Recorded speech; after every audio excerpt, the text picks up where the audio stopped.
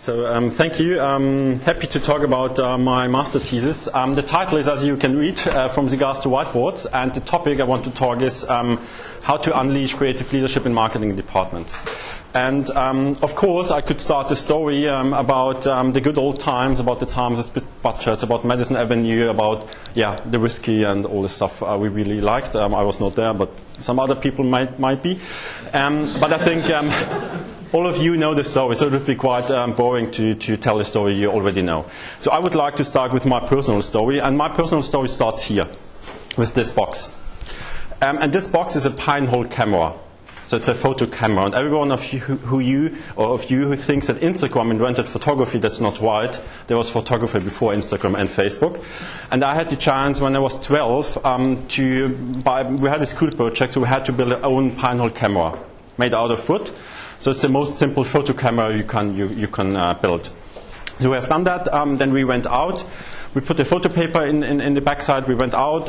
Everyone decided on the object which you wanted to have on your print. You came back in the darkroom and you took the print and put it into the developer bath. And so there's a chemical process, and this means in the first 20 seconds nothing is happening. So there's a simple white print, nothing on it. And this 20 seconds were for me that magic, because in these seconds I thought about, okay, I should know what's on the picture because I decided what I wanted to show. On the other side I had no clue about it because it was a completely new process for me. There was something, I knew that something that could happen, I don't have really under control. So this moment and this magic was something where I, as a 12-year-old boy, felt that's something interesting, that's something I want to have deeper understanding. So this translation from a pure imagination into something what you can touch, what you can show to other ones. So the picture which came out is this one, and so this is the starting point of my professional path, because when I have done that, and I was that excited, I decided I want to learn photography. So I started to learn photography in '93. I started at a photo school in Werner, and digital photography was not really on the plate, so I really learned it the old school way. So I retouched with brushes on prints and with pencils on negatives, and we spent days and days in the darkroom. So I really learned it from the ground up. But after 5 years doing that, I learned the next thing, and this was quite negative, and I not really liked it, because I thought when I started that the photographer is the guy who has the idea and is then translating the idea. But I had to figure out that it's the art director. So this meant, shit, I'm on the wrong side. So I decided, okay, this means I have to change the sides, because I wanted really to translate ideas into something, and not only being the technical partner to translate something. So I changed the sides. I started to work for an agency, and I would say I have done the normal agency career you do. So I started as a graphic designer, became junior art director, creative director. With all the things you know from the agency side. So you complain about the client because he wants the logo bigger. You go in the night, you go out for beers, and you change all 2 years the agency, because so that's the normal thing you do there. But around about 8 years ago, the next magic moment happened to me. And this was, I was working for a quite small Austrian agency, and we had a client, a solar client. So they were building solar systems, quite successful in Austria, but they had a quite Austrian name. As you can see on my name, Austrian names are not really good for international expansion. So he came to us and said, okay, he would need... he would need more an international brand, and we should rebrand and come up with a new idea. So we did that. The agency owner and I were working on a new idea. After 2 weeks, we presented that to the client, and the client said, yeah, that's great. It's exactly what we want to have, and now we need in 4 weeks the catalogs, website, and everything.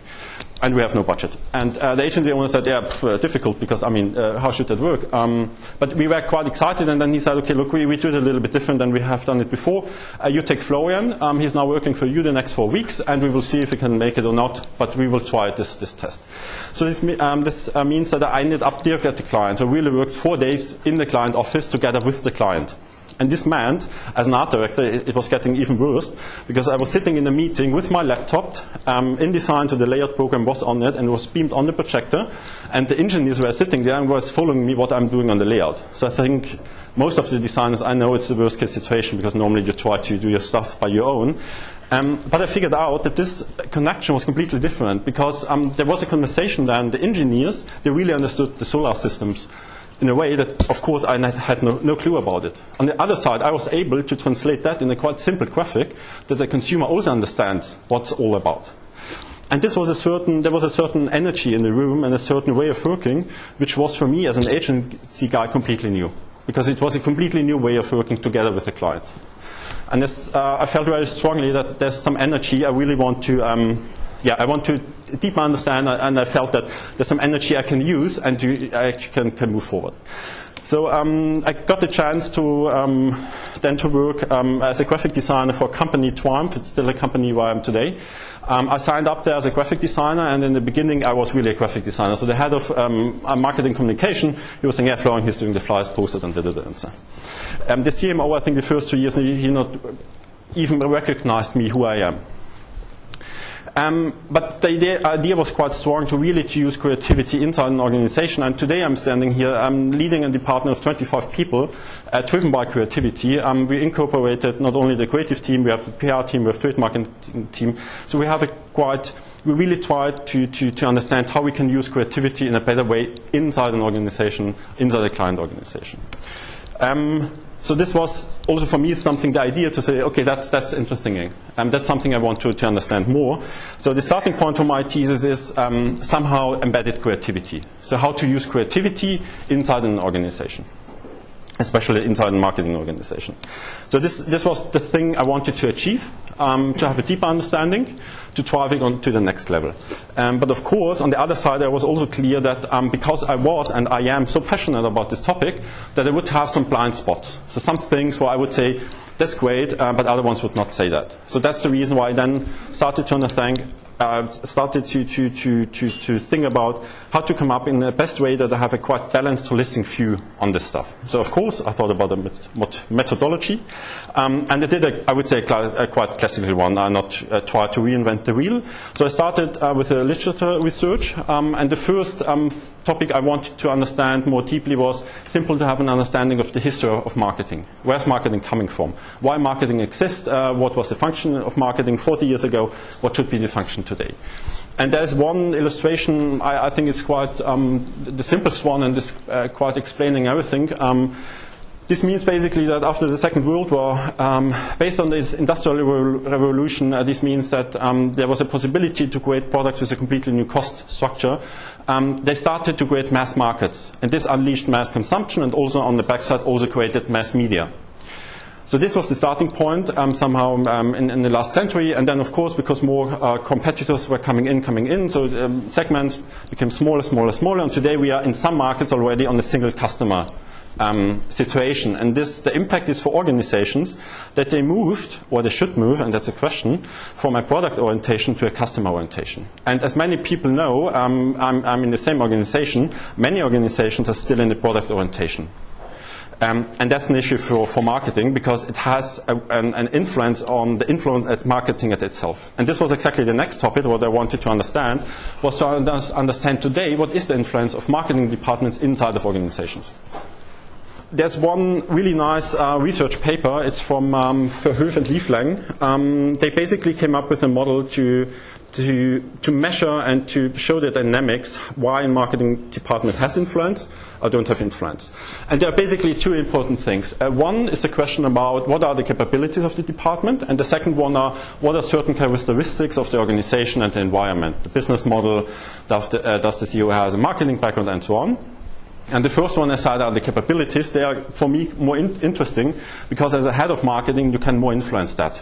Because you can't influence so much if you're B2C or B2B model, but you can influence how your marketing department is operating. And I would say there are two ones that are really interesting. I was not aware of it.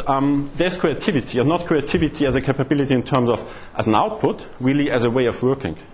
And the second one, of course, close connected, is also about to be innovative. Also as a marketing department, not only to work with innovative agencies, also to be innovative in the way how they come up with stuff.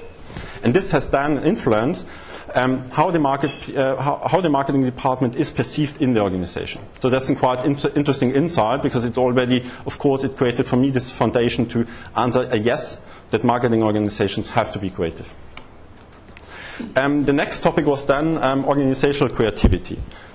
That's a quite new topic in the academic field, around about 10 years old, but already quite a lot of stuff in there.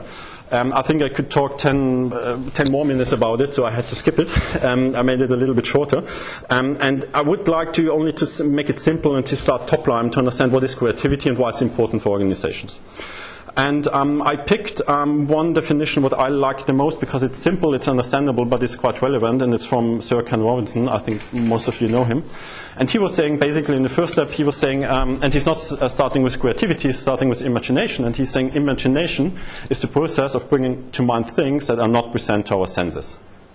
And the interesting thing about imagination is that it's not a talent. Every child has it. This means by education, also by our business environments, we lose more and more the time and also the skill to use imagination in the way how we work. So this was the first interesting thing because that's the starting point. The next then is the definition by creativity. What is creativity? And he's saying creativity is the process of developing an original idea that have value. And for me there are two words that are really interesting. The first word is value. Because value means that creativity is not there to have some funky, funny ideas. It has to do something to create value. And that's the basic thing of business. This means you create value to capture value. This is why you do business. So value is a quite important word. And another one is process. And this means that creativity is not a talent. It's not something God-given. A process. This means it's a thinking way. It's a way how you come up with original ideas which have value. And that has a big impact on the way how we look at creativity for organizations, but overall. So if you then go really into the academic field is looking in 3 layers about creativity in organizations. They look at the individual level. This means the question about what kind of personal attributes you need to be creative. Different ways to be creative. So there's the so-called dual pathway to creativity.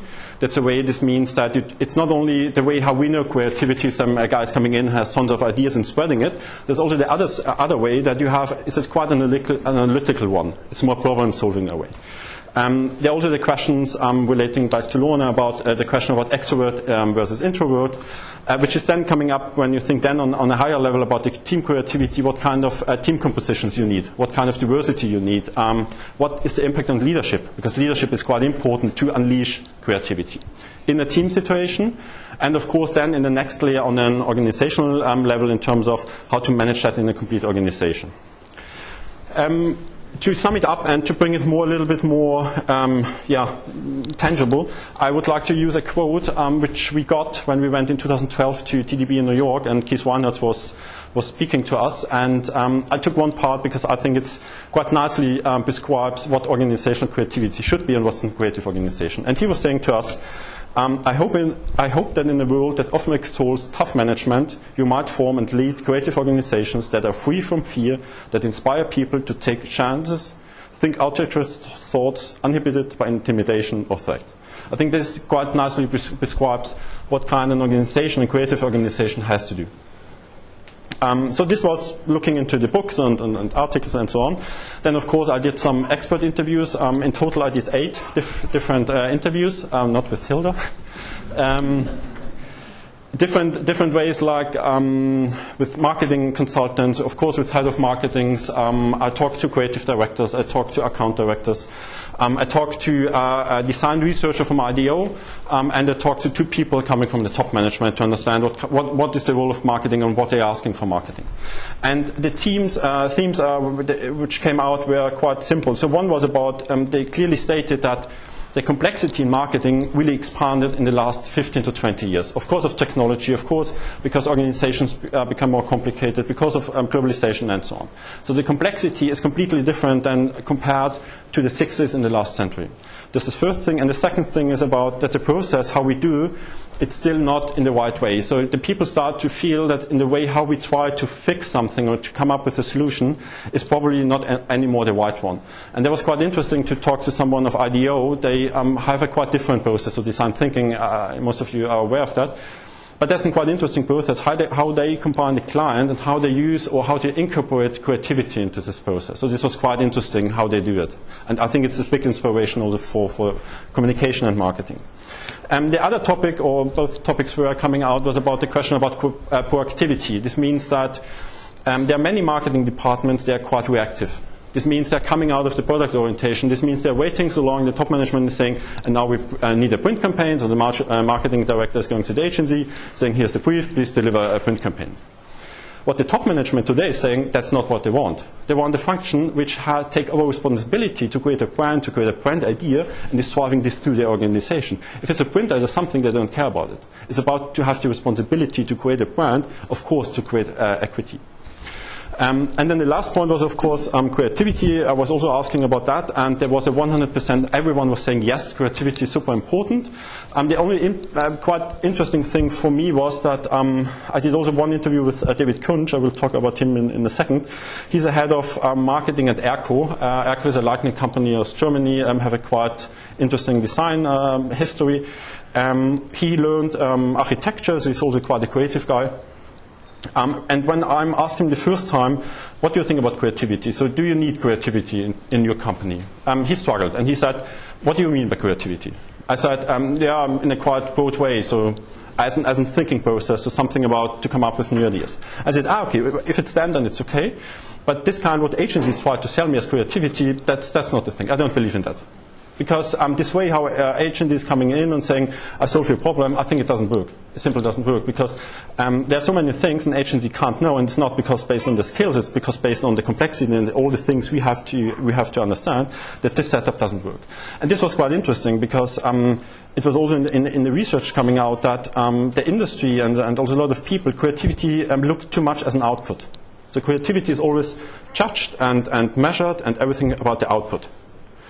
And I think that more and more, also with design thinking and so on, we understand it's what also Ken Robinson said, it's more a process. So it's more a way of working instead of something, a product. It's not a product.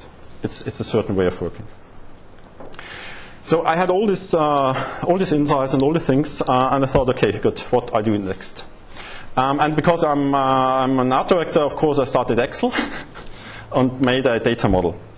That's the first thing you do as a graphic designer. So I put at the end, I tried to cluster and to understand what kind of really main questions we have there. And there are two questions I put in the system. And the first question was about, if you think about all the skills, all the things you have to do, how much as a client, how much internal knowledge and knowledge mainly and skills you need, and how much you can also have from an external side. Means partners from the outside, agencies, consultants, and so on. This was the first question. The second question on the x-axis was then how reactive or proactive a marketing department should be. And if you do that, you get a matrix, and there then you have 4 different states. And the first state I called the creative surrender, so that's a normal client we know. There's a marketing director sitting in his office, top management is saying, I need a print campaign, marketing director is going to the agency, presenting back, so that's it, end of the story. That's the creative surrender. Because quite reactive, only working with external support. And the other state is the internal trap. That's where I am, because I'm working at Triumph, we have quite a lot of internal resources, but how we do a marketing is still very reactive. We still start with the product. So it's still, we talk about print campaigns, we talk about the model, we talk about if the props on the bed where the model is lying is the right one, if the consumer likes it, and so on. So it's a very reactive way of marketing. The next one, that's of course then the interesting side, is the one type of client, one type of organization, I call them agency challengers. So they are clients, they are not able to have everything in-house because based on the cost structure or because there are so many fields that they can't have everything in-house, or at least they can't have nothing in-house because their business model is so many times changing. But what they do, they work with an agency in completely different ways. So they don't look at an agency as a supplier. So the next supplier, one supplier is supplying SKUs and the next one is coming up with print campaign. It's a different way how they work together. So they challenge the way how they work with an agency. And of course then they're also the creative independent organizations that are able to have quite a lot of skills in-house, have a very proactive way of marketing and driving really ideas forward in a way which is quite new. So I had this structure, and then I started to work on the questionnaire to get a tool where single head of marketing can fill out the questionnaire, and then to get out a picture to say, there's where I'm standing at the moment, and this is where I should be. Based on the research for Verhoeven and Lieflang, so there were different questions like in which business you are, does your CEO have a marketing background, how loyal is your consumer, and so on. the outcome then is a model which is basically then exactly giving you that. So it's saying you are at the moment here, and in the future you should be here. And this is a data example from a diversified financial company. What you can see, of course, it's quite good, so they perform quite well. So there would be no need to change. And this was a little bit disappointing for me because I don't do a model that I say, it's fine, go on.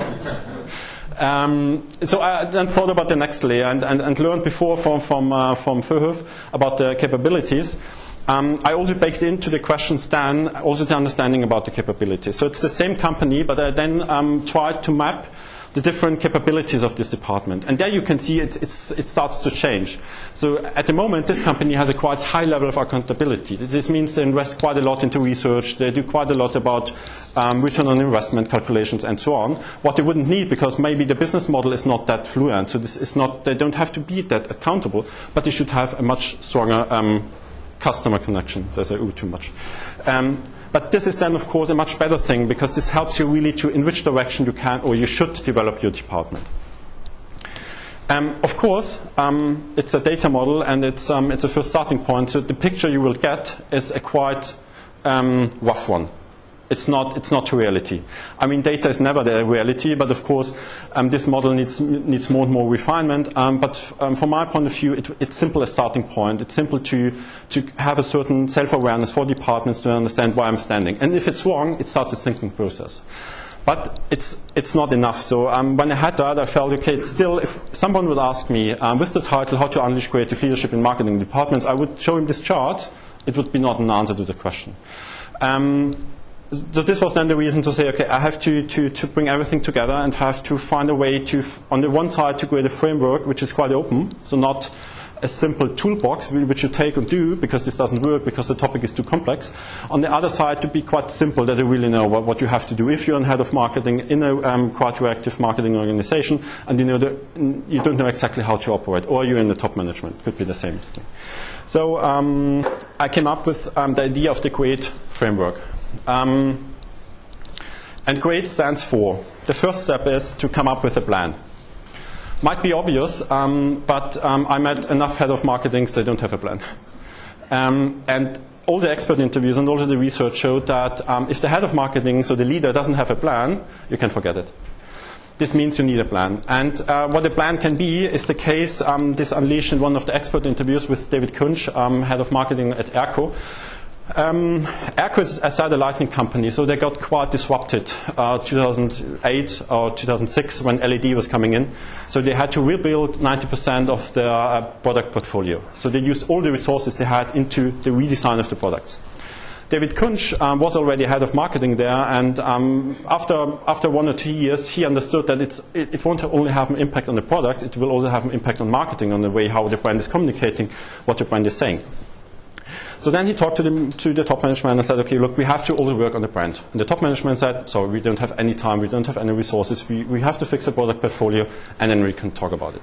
But he said, okay, I can't change it, it's an owner's company, so it's not, if the owner says, okay, it's this way, it's sometimes you shut up and you think, okay, I tried in another way. And this is what he has done. He started in 2010 to work with his team to understand what is the impact for our function on marketing if we go into this new direction. If we have this disruption, we have a complete new product portfolio, we might have a complete new target group. What does it mean for us? So he worked on that, the implication of film, the implication, what does it mean from communication, what does it mean for content, and so on and so on. And then 2012, the top management came to him and said, look, David, now we need a print campaign. And we want to do a pitch. Because we want to have the best ideas that we then can decide, and then we do the print campaign. And he said, first of all, I hate pitches, because I'm coming from the architecture side, and I know that pitches are a completely waste of energy. And a pitch is nothing else than a beauty contest, where you pick, of course, nice people, but you don't know if you with this person really want to have a longer relationship. So I don't want to do a pitch. But you get what you're asking for, so I will come up with 6 different agencies. We will pick one agency where we believe it's the best one, but they don't have to present a campaign. What they have to do, they have to answer 3 simple questions. The first question is, who are you? So please introduce you, why you are here, what you're doing, how you do it. The second question was about what do you think about Erco, especially on the negative things. And the third one was about how our new target group should look like, or who is the new target group. And on this change in the process is done, of course what happened, the top management and he went through 6 presentations. And 6 different agencies said, this is your problem, and this is this, and this is this. At the end, the top management said, okay, we got it, we don't need a print campaign, we have to think in a little bit different way. And this is a way how a marketing team can be quite proactive in the way how they drive marketing. And this is exactly that, how a marketing team, from my point of view, but also from a lot of experts are saying, that's exactly the way what we're asking for.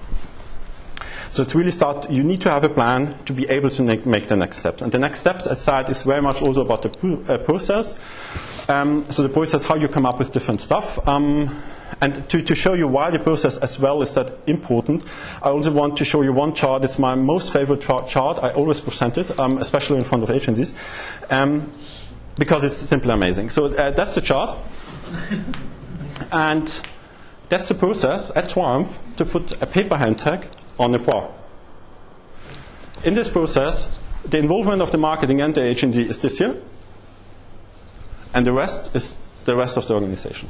Supply chain, warehouses, quality assurance, and so on, finance, taxes, da-da-da-da.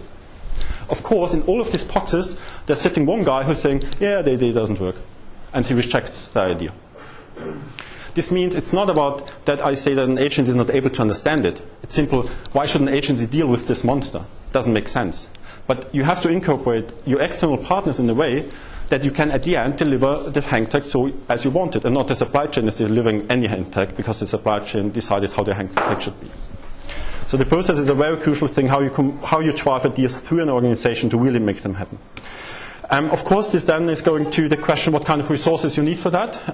Do you need external resources, internal resources? How deep are you going? There's only one example. It came up from one of the experts. She was saying, look simple only at SEO. SEO is for a marketer a quite small topic. It's one small topic, might be a small topic in his marketing mix. But if he really wants to understand what SEO is, he really has to understand all this kind of stuff. I have no clue about it. So I picked a chart from Google yesterday. I have no clue if it's true or wrong. The only thing I know, SEO is really fucking complicated. But the question is, as a marketer, you have to decide, does I have to know that? Or can I trust an agency? Is it strategic relevant that I know it or not? And there's only one example. So if we talk about what's more in my field, retailing, retail marketing, this is extremely complex. How far you go, how much you do in-house and how much you do external. So next step is then adapt your culture through climate. This is quite interesting. Research is quite a thing, and there's also experience that it's quite difficult to change culture in a fast way, so it always needs time. But if you start to change the climate, culture will follow. And to change the climate, it's not that tricky. So it's much about, all people working in agencies are quite aware, and we're saying that's what we do, and that's the normal thing. That's about all this informal stuff. But in a client organization, you can have a quite fast impact. So that's one example. In my department, we started to have a face wall symbol to put the people there that everyone knows who's passing by, who's working in this one of these huge silos. Another example is, of course, to build up a lot of whiteboards. Other thing is about to change meetings. In our department, we don't use any more PowerPoint as example because it's a different way of talking about stuff and so on. So a lot of stuff you can change the climate quite immediately. Then one point is also to train your people. This might be also quite obvious, but my experience, it's not. So from the one side that you many times forget it in your everyday work. So from the leader side, but also from the employee side.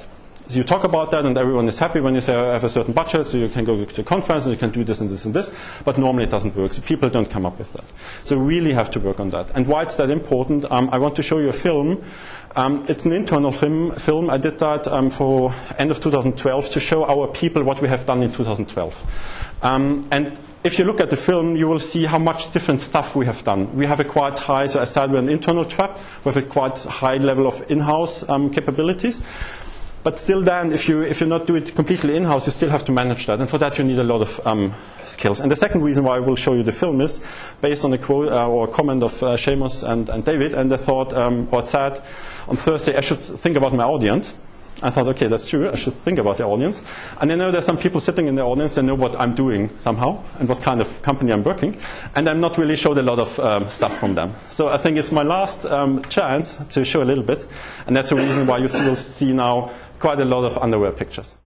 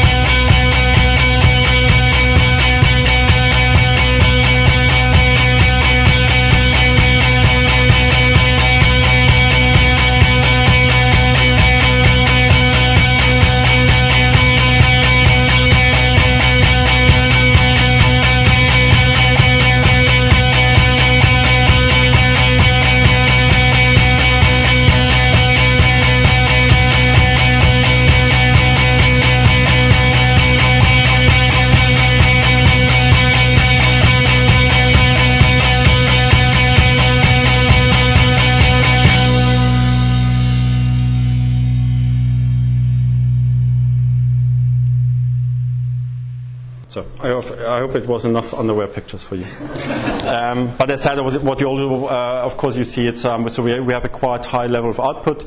Doesn't have, of course, impact on the quality, and that's then coming back to the way of how we lead marketing. And this is then my last message, and it's really about that the marketing teams and the marketing levers, they have to enable creativity, and this is by leadership.